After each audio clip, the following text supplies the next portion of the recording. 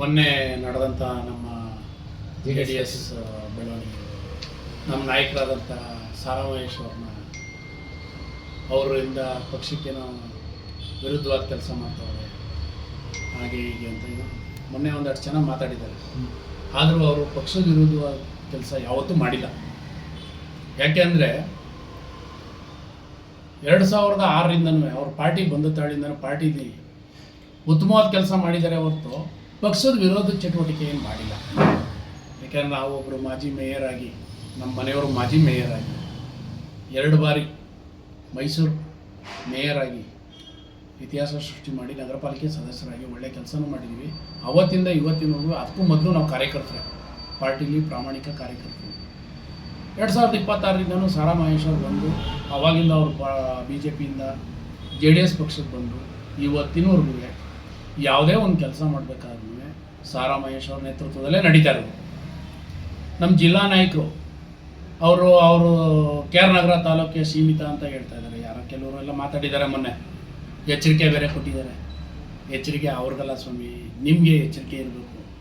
ಯಾರ ಬಗ್ಗೆ ಏನು ಮಾತಾಡಬೇಕು ಅಂತ ನಿಮಗೆ ಎಚ್ಚರಿಕೆ ಇರಬೇಕು.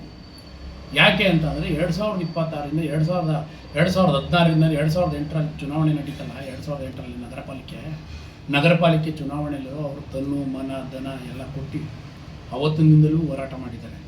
KR ನಗರಕ್ಕೆ ಉದ್ದಕ್ಕೆ ಸೀಮಿತ ಆಗಲಿಲ್ಲ ಅವರು.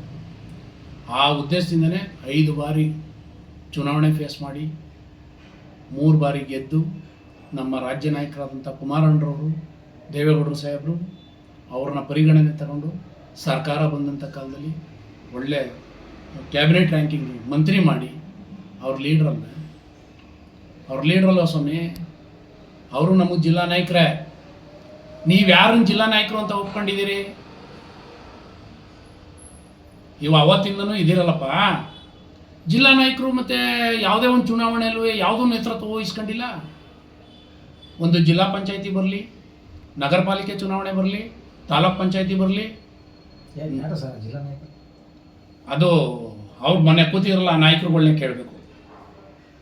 ಯಾಕೆಂದ್ರೆ ನಾವು ನೋಡ್ಕೊಂಡು ಬಂದಿರೋದು ಅವಾಗಿಂದನೂ ಸಾರಾ ಮಹೇಶ್ ಅವ್ರನ್ನ. ಯಾಕೆಂದ್ರೆ ಒಂದು ನಗರ ಪಾಲಿಕೆ ಚುನಾವಣೆ ಮಾಡಿದ್ರು ಒಂದು ಮೇಯರ್ ಆಯ್ಕೆಯಲ್ಲಿ ತಮಗೆ ಗೊತ್ತಿರೋಂಗೆ ಸಾರಾ ಮಹೇಶ್ ಅವ್ರ ನೇತೃತ್ವದಲ್ಲೇ ನಡೀತಿತ್ತು. ಜಿಲ್ಲಾ ಪಂಚಾಯತಿ ಚುನಾವಣೆ ನಡೆದು ಜಿಲ್ಲಾ ಪಂಚಾಯತಿ ಅಧ್ಯಕ್ಷ ಸ್ಥಾಯಿ ಸಮಿತಿಗಳು ನಡೀಬೇಕು. ಉದ್ದೇಶ ಏನು ಸರ್? ಪಕ್ಷದಲ್ಲಿ ಗೊಂದಲ ಸೃಷ್ಟಿ ಮಾಡಬೇಕು ಅನ್ನುವಂಥದ್ದು ಏನು ಸರ್? ಇರ್ಬೋದು. ಈ ಗೊಂದಲ ಸೃಷ್ಟಿ ಮಾಡೋಕ್ಕೆ ಇದು ಮಾಡಿರೋದು. ಈಗ ಮಾದೇಗೌಡರು ಪಾರ್ಟಿಗೆ ಸೇರ್ಕೊಂಡಿದ್ದಾರೆ. ನಮ್ಮ ನಾಯಕರಾದಂಥ ಕುಮಾರಣ್ಣವರ ಆದೇಶದ ಮೇರೆಗೆ ನಮ್ಮ ಸಾರಾ ಮಹೇಶ್ ಅವರ ನೇತೃತ್ವದಲ್ಲಿ ಪಾರ್ಟಿ ಸೇರ್ಕೊಂಡಿದ್ದಾರೆ. ಅದರಲ್ಲೂ ಇವ್ರನ್ನೂ ಹಾಕಿದ್ದಾರೆ, ಫ್ಲೆಕ್ಸಲ್ಲಿ ಎಲ್ಲರದ್ದು ಹಾಕಿದ್ದಾರೆ. ಅವರೇನು ಯಾರನ್ನು ಬಿಟ್ಟೇನು ಹಾಕಿಲ್ಲ, ಇರಲಿ ಅಂದ್ಬಿಟ್ಟು ಎಲ್ಲರೂ ಸೇರಿಸಿ ಹಾಕಿರೋರು. ಅದು ಮಾದೇಗೌಡರು ಪಾರ್ಟಿಗೆ ಬಂದಿದ್ದು ಯಾರಿಗೆ? ಮೊನ್ನೆ ಪ್ರೆಸ್ ಮೀಟ್ ಮಾಡಿ ನಮ್ಮ ನಾಯಕರಾದ ಸಾರಾ ಮಹೇಶ್ ಅವರು ಹೇಳಿದ್ದಾರೆ. ಏನಂತ? ನಾನು ನನ್ನ ಹುಟ್ಟು ಸಾವು KR ನಗರದಲ್ಲಿ, ನನ್ನ ರಾಜಕಾರಣನ KR ನಗರ ಅಂತ ನಿಮ್ಮ ಮಾಧ್ಯಮ ಮಿತ್ರರ ಮುಂದೆ ಹೇಳಿದ್ದಾರೆ ಅಲ್ವೇ? ಚಾಮುಂಡೇಶ್ವರಿನ ಯಾರು ಹೊಡಿತಾ ಇರೋದು? ಈಗ ಮೊನ್ನೆ ಮಾತಾಡಿದವ್ರು ಯಾರು? ಏನಕ್ಕೆ ಮಾತಾಡಿದ್ರು? ಆ ಥರ ಏನಾದ್ರು ಉದ್ದೇಶ ಇದ್ದರೆ ಅವ್ರಿಗೆ ಯಾರು ನಾಯಕರು ಅಂತಾರೆ ಅವ್ರಿಗೆ ಕರ್ಕೊಂಡೋಗಿ ನಮ್ಮ ನಾಯಕರಾದಂಥ ಕುಮಾರಣ್ಣವ್ರ ಮುಂದೆ ಮಾತಾಡ್ಬೋದಿತ್ತು. ಮಾಧ್ಯಮದ ಮುಂದೆ ಬರಬೇಕಾದ ಅವಶ್ಯಕತೆ ಇರಲಿಲ್ಲ ಅಲ್ವೇ? ಇವಾಗ ಅದು ಪಕ್ಷದ ಆಂತರಿಕ ವಿಚಾರ ಆಗಿತ್ತು ಅಲ್ವೇ? ಪಕ್ಷದ ಆಂತರಿಕ ವಿಚಾರ ಇದ್ದರು. ಈಗ ಅವರು ಒಬ್ಬರು ನಗರ ಪಾಲಿಕೆ ಸದಸ್ಯರು 2 ಬಾರಿ ಆಗಿದ್ದರು, ಮಾಜಿ ಮೇಯರ್ ಆಗಿದ್ದರು, ಮಾದೇಗೌಡರು ಜಿಲ್ಲಾ ಪಂಚಾಯತಿ ಮೆಂಬರ್ ಆಗಿದ್ದಾರೆ. ಅವರು ಒಬ್ಬರು ನಾಯಕರಾಗಿರೋದ್ರಿಂದ ಸಂಘಟನೆ ಮಾಡಿದ್ದಾರೆ ಸಾರಾ ಮಹೇಶ್ ಅವರು. ಪಕ್ಷದ ವಿರೋಧ ಚಟುವಟಿಕೆ ಏನು ಮಾಡಿಲ್ವಲ್ಲ. ಈಗ 2006ರಿಂದನೂ ಅವರು ಇವತ್ತಿನವರು ಪಕ್ಷದ ವಿರೋಧ ಚಟುವಟಿಕೆ ಎಲ್ಲರೂ ತಮ್ಮ ಮಾಧ್ಯಮದ ಮುಂದೆನೇ ನೋಡಿದ್ದೀರಾ ಯಾರು ಮಾಡ್ತಾವ್ರೆ ಅಂತ ನಿಮಗೆ ಗೊತ್ತು. ಯಾವ್ದಾದ್ರು ಕುಮ್ಮಕ್ಕಿದೆಯಾ ಸರ್? ಏನಾದರೂ ಸಾರಾ ಮಹೇಶ್ ವಿರುದ್ಧವಾಗಿ ಎತ್ಕಟ್ಟುವಂಥದ್ದು ಆ ಥರದ್ದು ಏನಾದರೂ ಯಾರು ಇರ್ಬೋದು ಇದ್ದಾರಾ? ಈಗ ಹೇಳಿದ್ರಲ್ಲ ಅವರೇನೆ, ನಮಗೂ ಗೊತ್ತಿದೆ, ಪಡೆ ಕಟ್ಟೋದು ಗೊತ್ತಿದೆ. ನೋಡಿ ಸ್ವಾಮಿ, ಸಾರಾ ಮಹೇಶ್ ಅವರು ಕೊಟ್ಟಂಥ ಖಾತೆನ ಸಮರ್ಥ ನಿರ್ವಹಿಸಿ ಇದೇ ಮಡಿಕೇರಿನ ಹೆಸರು ತಗೊಂಡಂಥ ವ್ಯಕ್ತಿ. ಫ್ಲಡ್ ಆದಾಗ ಅವ್ರಿಗೆ ಸಮರ್ಥ ಏನು ಮಾಡಬೇಕು ಎಂತ ಮಾಡಬೇಕು ಅಂತ ಅವರು ರಾಜಕಾರಣಕ್ಕೆ ಬಂದಾಗಲೇ ಎಲ್ಲ ತಿಳ್ಕೊಂಡೇ ಬಂದಿರೋದು ರಾಜಕಾರಣದಲ್ಲಿ ಅಲ್ವೇ? ನೀವು ಪಡೆ ಕಟ್ತೀನಿ, ಅದು ಕಟ್ತೀನಿ, ಎಲ್ಲರೂ ಕಟ್ತಾರೆ. ಅವ್ರಿಗೂ ಹಿಂದೆ ಇವರಿಲ್ವೇ? ಸಾರಾ ಮಹೇಶ್ ಅವರು ಹಿಂಬಾಲಕರಿಲ್ವೇ? ಪಡೆ ಕಟ್ಟಂಥ ಜನ ಇಲ್ವಾ? ಆ ಜನ ಇಲ್ದೇ 3 ಬಾರಿ ಎಮ್ ಎಲ್ ಎ ಅಲ್ಲ, 3 ಬಾರಿ ಎಮ್ ಎಲ್ ಎ ಅದ ಸರ್. ದಯವಿಟ್ಟು ಯಾರಿಗೂ ಎಚ್ಚರಿಕೆ ಕೊಡಬೇಕಾಗಿಲ್ಲ. ನಿಮ್ಮ ಆಂತರಿಕ ಕಿತ್ತಾಟ ಸರ್ ಪಕ್ಷಕ್ಕೆ ಡ್ಯಾಮೇಜ್ ಆಗಲ್ಲ, ಯಾಕಂದ್ರೆ ಪ್ರತಿಯೊಬ್ಬ ನಾಯಕರು ಕೂಡ ಮಾಧ್ಯಮದ ಮುಂದೆ ಬಂದು ಕೌಂಟರ್ ಕೊಡುವಂಥದ್ದು ಈ ಥರದ್ದೆಲ್ಲ ಆಗ್ತಾ ಇದೆ. ನಿಮ್ಮ ಆಂತರಿಕ ಬಿಕ್ಕಟ್ಟನ್ನು ಒಳಗಡೆ ಬಗೆಹರಿಸ್ಕೋಬಹುದು, ನೇರವಾಗಿ ಮಾತನಾಡ್ಬೋದಲ್ಲ ಸರ್? ಸರ್ ಅದು ಅವ್ರ ನಾಯಕರು ಹೇಳ್ಕೊಡ್ಬೇಕು ಸರ್. ಅವ್ರು ಯಾರು ಈಗ ಮೊನ್ನೆ ಮಾತಾಡಿದಾರಲ್ಲ ಅವ್ರ ನಾಯಕರು ಹೇಳ್ಬೋದಿತ್ತಲ್ವ ಸರ್. ಮೊನ್ನೆ ಮಾತಾಡಿದಾರಲ್ಲ, ಕುಣಿಸಿ ಮಾತಾಡ್ಸಿದಾರಲ್ಲ, ಅವ್ರ ನಾಯಕರು ಅದಂತವ್ರು ಹೇಳ್ಬೋದಿತ್ತಲ್ವ. ಇದನ್ನೆಲ್ಲ ಬೇಡ, ನಮ್ಮ ಆಂತರಿಕ ನಾವು ಮಾತಾಡ್ತೀವಿ, ಮೇಲ್ಮಟ್ಟದಲ್ಲಿ ಮಾತಾಡ್ತೀನಿ, ಅವ್ರು ತಪ್ಪು ಮಾಡಿದಾರೋ ಸರಿ ಮಾಡಿದಾರೋ ಸಾರಾ ಮಹೇಶ್ ಅವರು ಮೇಲ್ಮಟ್ಟ ಮಾತಾಡ್ತೀನಿ ಅಂದ್ಬಿಟ್ಟು ಅನ್ನೋದನ್ನೇ ನೀವು ಎಚ್ಚರಿಕೆ ಕೊಡುವಂಥದ್ದು ಏನಿದೆ. ಒಬ್ಬ ಮಾಜಿ ಮಂತ್ರಿ, ಅವರು ಜಿಲ್ಲಾ ನಾಯಕರು ಇದ್ದಾರೆ, ಟಾರ್ಗೆಟ್ ಮಾಡಿದ್ದಾರೆ ಇರ್ಬೋದು, ಅವ್ರದ್ದು ಇದನ್ನು ಸಹಿಸೋಕ್ಕಾಗ್ತಾ ಇಲ್ಲ. ಮೇನ್ ಟಾರ್ಗೆಟ್ ಸಾರಾ ಮಹೇಶ್ ಅವರ ಮಾದೇಗೌಡರ ಸರ್. ಈಗ ಮೊನ್ನೆ ಮಾತಾಡಿದಾರಲ್ಲ, ಸಾರಾ ಮಹೇಶ್ ಅವ್ರನ್ನೇ ಟಾರ್ಗೆಟ್ ಮಾಡಿದಾರಲ್ಲ ಹೆಸರು ಹಿಡಿದು. ಅವರು ನಮ್ಮ ಜಿಲ್ಲಾ ನಾಯಕರು ಸರ್, ಅವರು ಸಾರಾ ಮಹೇಶ್ ಅವರು ಜಿಲ್ಲಾ ನಾಯಕರು. ಈಗ ಅವ್ರ ನೇತೃತ್ವದಲ್ಲೇ ತಾನೇ MLC ಚುನಾವಣೆ ನಡೀತು.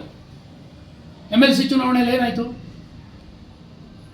ಮಂಜೇಗೌಡರನ್ನ MLC ಮಾಡಿದ್ರಲ್ಲ ಸರ್, ಯಾರ ನೇತೃತ್ವದಲ್ಲಿ ನಡೀತು? ಸಾರಾ ಮಹೇಶ್ ಅವ್ರ ನೇತೃತ್ವದಲ್ಲೇ ತಾನೇ ನಡೆದದ್ದು. ಅವರು ಹಂಗಾರೆ ಅವ್ರ ನಾಯಕತ್ವ ಇಲ್ಲದೇ MLC ಚುನಾವಣೆ ಗೆದ್ವಾ? ನಮ್ಮ ಕುಮಾರಣ್ಣವರು ಯಾರು ವಹಿಸಿದ್ರು?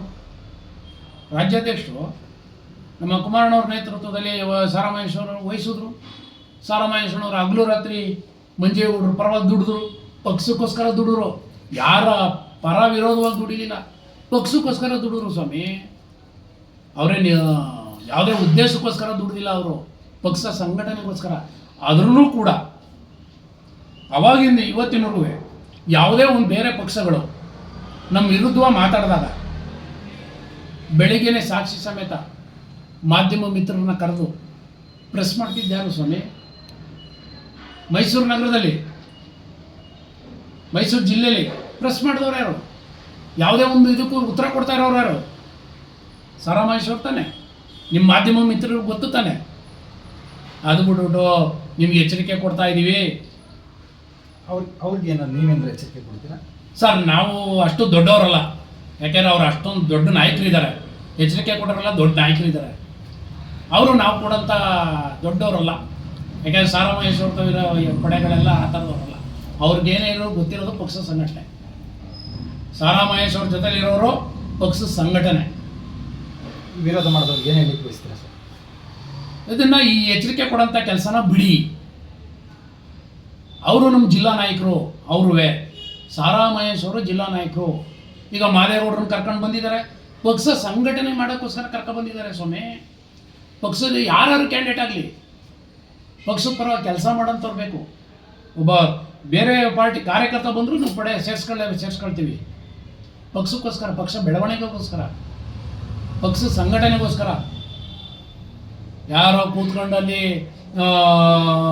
ಎಚ್ಚರಿಕೆ ಕೊಡ್ತಾ ಇದ್ದೀವಿ, ನೀವು ಅಲ್ಲೇ ಇರಬೇಕು, ಅವತ್ತೆಲ್ಲ ಎಲ್ಲೋಗಿದ್ರು ಸ್ವಾಮಿ? ಎಚ್ಚರಿಕೆ ಬಗ್ಗಲ್ಲ ನೀವು? ನಾವೇ ಬಗ್ಗದ ಸ್ವಾಮಿ?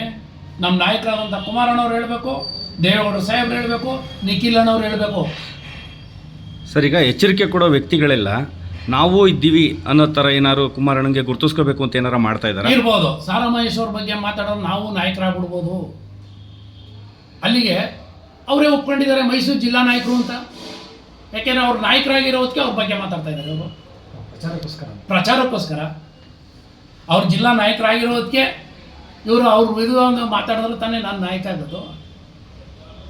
ಇದನ್ನು ರೂಢಿಸ್ಕೊಳ್ಳೋಕ್ಕೋಸ್ಕರ ಮಾಡಿದ್ದಾರೆ ಸ್ವಾಮಿ. ಅವ್ರು ಯಾರ್ಯಾರೋ ಏನೇನೋ ಹೇಳಿದ್ದಾರೆ. ಅವರೆಲ್ಲ ಪಕ್ಷದಲ್ಲಿ ಎಷ್ಟು ದಿನ ಬಂದು ಎಲ್ಲ ಕೆಲಸ ಮಾಡಿದ್ದಾರೆ?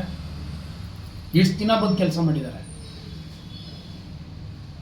ನಮ್ಮಲ್ಲಿ ಸಾರಾ ಮಹೇಶ್ ಅವರು ಯಾರನ್ನೂ ಆ ಥರ ಭೇದ ಭಾವ ಕಂಡಿಲ್ಲ. ಎಲ್ಲರೂ ಒಪ್ಕೊಳ್ಳೋಂಥ ಭೇದ ಭಾವ ಇರೋದು. ಅವ್ರ ವಿರುದ್ಧ ಮಾತಾಡಿ ಹೋಗಿ ಅಲ್ಲಿ ಮಾತಾಡಿ ಇಲ್ಲಿ ಮಾತಾಡಿ ಅವೆಲ್ಲ ನಮ್ಗೆ ಹೇಳ್ಕೊಟ್ಟೇ ಇಲ್ಲ. ಇವತ್ತೂ ಕೂಡ ನಮ್ಗೆ ಅವ್ರೇನು ಒಂದು ಪದನೂ ಹೇಳಿಲ್ಲ. ನಮಗೆ ಯಾವುದೋ ಒಂದು ಚುನಾವಣೆ ಬಂದ್ರೂ ನಿಮಗೆ ಗೊತ್ತು, ಮಾಧ್ಯಮ ಮಿತ್ರರಿಗೆ ಎಲ್ಲಿ ನಡೀತಿತ್ತು ಅಂತ. ಮೈಸೂರು ನಗರದ ಎಲ್ಲಿ ನಡೀತಿತ್ತು? ಎಲ್ಲಿ ಕೇಂದ್ರ ಆಗಿತ್ತು? ಸಾರಾ ಮಹೇಶ್ ಅವ್ರ ಆಫೀಸೇ ಕೇಂದ್ರ. ತಮಗೆ ಗೊತ್ತು ಮಾಧ್ಯಮ ಮಿತ್ರರಿಗೆ. ಅವ್ರು ಬಂದ ತಾಳಿಂದ ಅಲ್ಲಿಗೆ ಯಾರು ನಾಯಕರು? ಸ್ವಾಮಿ? ಮೈಸೂರು ಜಿಲ್ಲೆಗೆ ಕೇಂದ್ರ ಬಿಂದು ಆದಮೇಲೆ ನಾಯಕರು ಯಾರು? ಜಿ ಟಿ ದೇವೇಗೌಡರು ಏನಾದರೂ ಸರ್? ಜಿ ಟಿ ದೇವೇಗೌಡರು ಅವರು ನಮ್ಮ ನಾಯಕರು ಇದ್ದಾರೆ ಸರ್. ನಾವು ಅವ್ರ ಬಗ್ಗೆ ಮಾತಾಡ್ಬಾರ್ದು. ಈಗ ಯಾರು ಮಾತಾಡಿದ್ದಾರೆ ಅವ್ರಿಗೆ ಉತ್ತರ ಕೊಡಬೇಕಲ್ವ ಸರ್. ಈಗ ಪಾಪ ಅವ್ರ ಬಗ್ಗೆ ನಾವು ಮಾತಾಡೋಂಥದ್ದೇನಿಲ್ಲ. ಯಾರು ಮಾತಾಡಿದ್ದಾರೆ ಅವ್ರಿಗೆ ಉತ್ತರ ಕೊಡಬೇಕಲ್ವ ಸರ್.